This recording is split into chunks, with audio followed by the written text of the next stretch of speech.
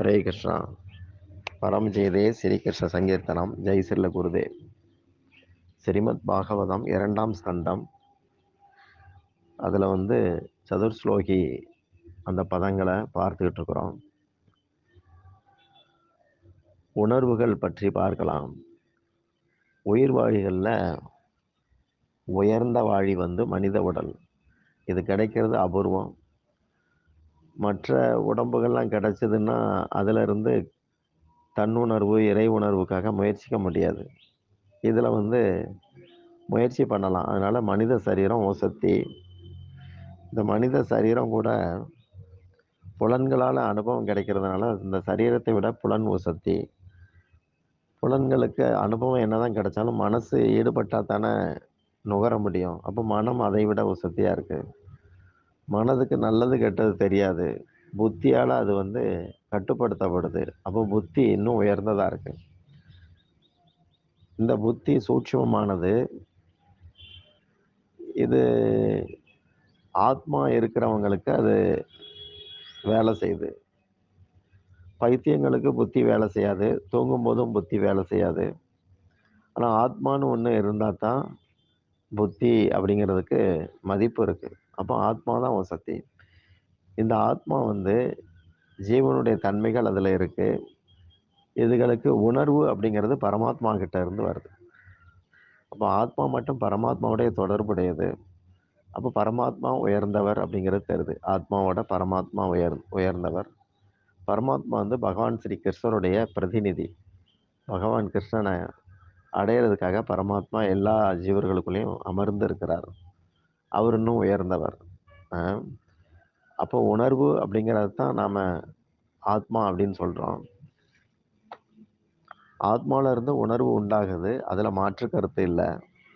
பொதுவாக உலகத்தில் யாராவது ரொம்ப ஈடுபாடாக இருந்தால் ஏன் இப்படி ஜட உணர்வோடு இருக்கிறான் அப்படின்னு பேசுவாங்க. உண்மையிலே ஜடத்துக்கும் உணர்வுக்கும் சம்பந்தமே கிடையாது. உணர்வுங்கிறது கடல் மாதிரி. பனி, அது கடல் தண்ணீருக்குள்ளே பார்த்தீங்கன்னா பாசி இருக்குது, இரும்பு இருக்குது, சங்கு இருக்குது, முத்து, பல பல விதவிதமான ஜீவராசிகள் உள்ளே இருக்கிறாங்க. ஒருத்தருக்கு ஒருத்தர் சம்பந்தம் இல்லாத ஜீவர்கள் கூட அந்த தண்ணிக்குள்ளே கிடக்கிறாங்க. இதே மாதிரி எண்ணங்கள் அனைத்துமே உணர்வுக்குள்ளே பொதிஞ்சு கிடக்குது. வானத்தில் மேகத்தை பார்க்குறோம். மேகம் கூட்டம் கூட்டமாக போகுது.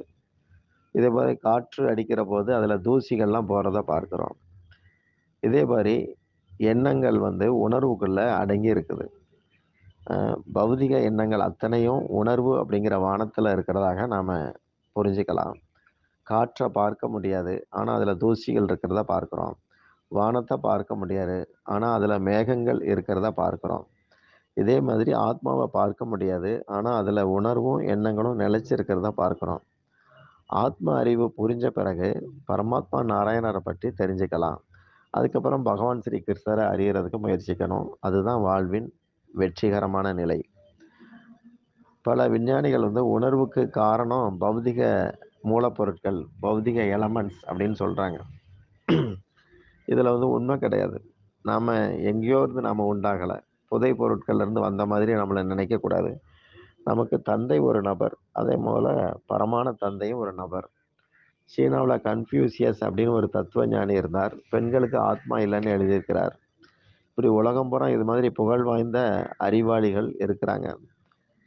ஆங்கில மோகமும் மிலேச்ச கலாச்சாரமும் மக்களை வெளிப்புறமாக அறிவாளிகளாக ஆக்குது. உள்பக்கம் வெறுமை, எம்டி ஆகிருச்சு. ஒருத்தர் கையில் பெட்டியை கொடுத்து பத்திரமா வச்சுக்கன்னா உள்ளே இருக்கிறதெல்லாம் அவர் தொலைச்சிட்டார், பெட்டி மட்டும் பத்திரமா வச்சிருக்கிறார். இப்படி பஞ்சபூதங்களை பற்றி மட்டுமே தெரிஞ்சிக்க உலகம் பூரா பல்கலைக்கழகங்கள், பாடசாலைகள் இருக்கு. ஆத்ம அறிவுக்கு எங்கேயுமே ஒன்றுமே இல்லை. இறைநாட்டம், அதுக்கப்புறம் அறிவனுடைய பரிணாம வளர்ச்சி, இதுகளில் யார் மேம்பட்டு இருக்கிறானோ அவனுக்கு ஆத்ம அறிவு தேவைப்படுது.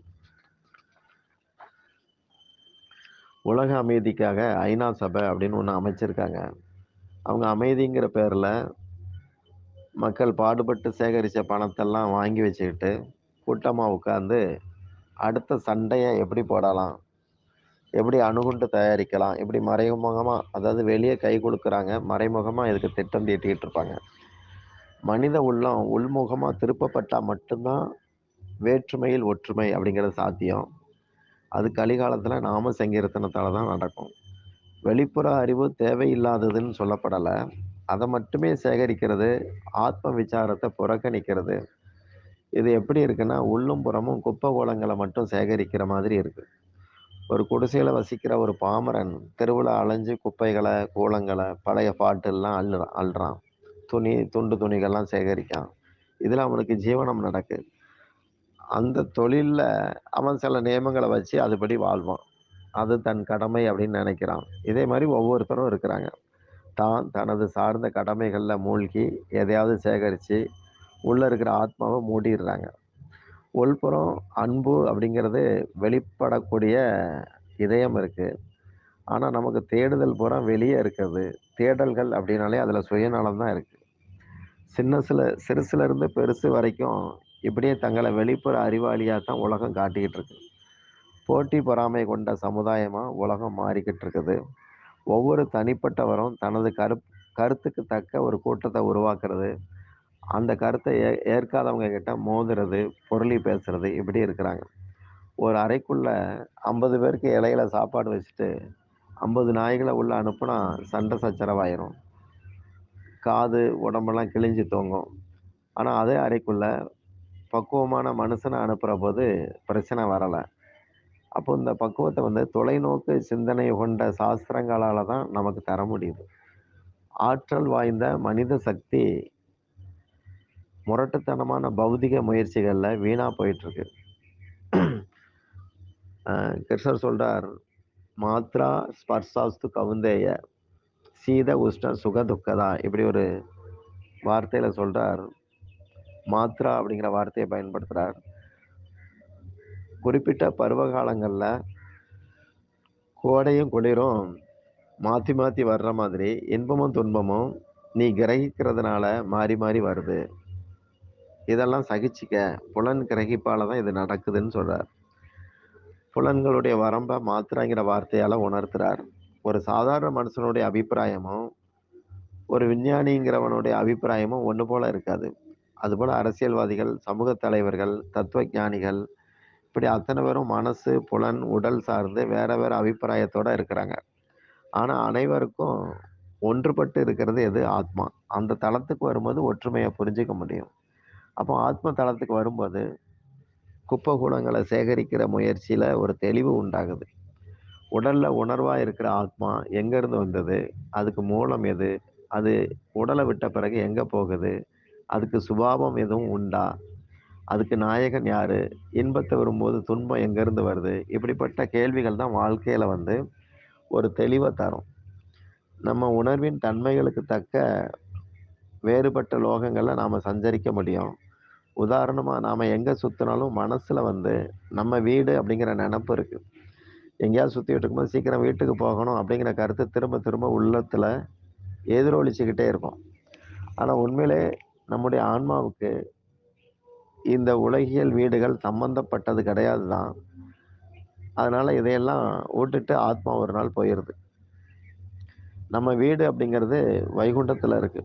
பகவான் கிருஷ்ணரோட இருந்து அவர மறக்காம நினைச்சபடி பழக வேண்டிய நாம, சொரூப மறதியில இங்க சுத்திக்கிட்டு இருக்கிறோம். இலக்க அடையிற வரைக்கும் இந்த பயணம் தொடருது. ஆனா உள்ளுணர்வு நமக்குள்ள தூண்டுது. வா நம்ம மீண்டும் கடவுள்ட்ட போகலாம். அ நிம்மதி மிகுந்த ஆனந்தமயமான நம்முடைய இல்லத்துக்கு போகலான்னு உள்ளுணர்வு வலியுறுத்திக்கிட்டே இருக்கு. உணர்வுடைய மாற்றத்தால தான் இது சாத்தியம். ஹரிநாமங்கள தொடர்ந்து சொல்லும்போது, அந்த ஒலி அதிர்வுல ஆன்மீகத்தன்மை இருக்கிறதுனால, நாம பௌதிக சம்பந்தங்கள தெளிவா ஆக்கிக்கலாம். ஆன்மீக தொடர்புடையதா மாத்திக்கலாம். இதுதான் உண்மையான துறவு. எல்லாத்துக்கும் உண்மையான எஜமான் கிருஷ்ணர் தான். போக்தா நானே அப்படிங்கிறார். அனுபவிப்பாளன் நான் தான். தபஸ் யாகங்கள், தபஸுக்கு நானே அ பலனா இருக்கிறேன். நான் தான் அதையும் இறுதியா அனுபவிக்கிறேன் அப்படிங்கிறார். சுகிருதம் சர்வ பூதானாம். எல்லா ஜீவர்களுக்கும் உண்மையான நலம் விரும்பி நான் தான். ஞாத்வா மாம் சாந்தி முட்சதி. யார் இத அறிகிறாரோ அவர் நிம்மதியா இருப்பார் அப்படின்னு சொல்றார். இப்போ உணர்வ கெடுக்கிறதுக்கு அநேக விஷயங்கள் தரப்பட்டிருக்கு. உங்கள தேடியே அது வருது. அ நமக்கு அனுபவம் இருக்கும். செல்ஃபோன்ல இத பத்தி நெறைய சொல்லலாம். அப்போ ஆத்மா இந்த மாதிரி கீழ்த்தரமா போறதுக்கு, அதுக்கு நெறைய வாய்ப்புகள் இருக்கு. இதிலிருந்து முன்னேறி வரணும். அதுதான் பாகவத்துல உபதேசிக்கப்படுது. பகவத்கீதைங்கிறது தியரியாட்டம் இருக்கு. பாகவதம் வந்து பிராக்டிகலா இருக்கு. புலன் உணர்ச்சி வேகம், மன அறிவு வேகம் இதுகளெல்லாம் கடந்து சுயப்பிரகாசமா இருக்கிற ஆத்மாவ நாம கண்டு அறியறதுக்கு, புரிஞ்சுக்கிறதுக்கு முயற்சிக்கணும். அதுக்கப்புறம் பகவான் மேல பக்தி உண்டாகி ஆத்ம தளத்துல நாம செயல்பட ஆரம்பிப்போம். நாம பல அந்தஸ்துகள், அபிப்பிராயங்கள் படி நம்மள தவறா அடையாளம் கண்டு வாழ்ந்துகிட்டு இருக்கிறோம். இந்த மாதிரியான அடையாளங்கள் எல்லாமே குப்பை மாதிரி. உடலுக்கு உள்ள அலங்காரம் தான். ஆத்மாவுக்கு கிடையாது. ஆத்மாவுக்குள்ள அலங்காரம் பகவானுடைய தாசன், தாசனுக்கு தாசன், அ இப்படி வாழ்றது. புற சக்திகளுடைய ஆதிக்கத்துல இருந்து இப்ப நான் தெளிவு பெறணும். எந்த வரைமுறைக்குள்ள இந்த புற சக்திகள வச்சுக்கணும் அப்படிங்கிறத கத்துக்கணும். நான் நல்ல ஆளு தான் அப்படின்னா கூட என் உணர்வு ஏன் தனிப்பட்ட முறையில செயல்படுது? நான் அந்த சத்தியத்துடைய தளத்துல நான் நிற்கணும். இப்படியெல்லாம் நாம முடிவெடுக்கணும். அதற்கேற்ற மாரி வாழ பழகணும். அதுக்கு சத்சங்கம் வந்து உதவி பண்ணும். அப்ப நாம வந்து மாயையிலிருந்து நகருவோம். கனக, காமினி, பிரதிஷ்டான்னு சொல்லுவாங்க. பொருள் இச்சை, புலனிச்சை, பேர் புகழ் இச்சை. இந்த 3ம் ஆத்ம தளத்துல இருக்கிறதுக்கு இடைஞ்சலா உள்ளது. நமக்கு இறைவன் தந்திருக்கிற பெரிய சொத்து ஆன்மா. அது ஆன்மீகமானது. அதுபோக காலம்னு ஒண்ணு கொடுத்திருக்கிறார். ஆசைப்படுறது, அடையிறது, அப்புறம் விடுறது, இப்படியே மாத்தி மாத்தி சுத்திக்கிட்டே இருந்தோம்னா, அது வந்து செக்கு மாடு மாதிரி ஆயிரும். தன்னுணர்வால பரமாத்மாவ நம்ம எட்டி பிடிச்சிட்டோம்னா, நம்ம வாழ்க்கை வந்து வெற்றி பெற்றதா மாறும். உரிமை உணர்வால நாம வந்து நம்ம கண்ணுக்கு தோன்றுகிற இந்த உலகத்துல ஏமாந்துகிட்டு இருக்கிறோம். இது ஒரு சிறுபிள்ளைத்தனம்னு சொல்லலாம். எல்லையற்ற ஏமாற்றம். குழந்தையா இருக்கும்போது ஏமாந்தா பரவால்ல.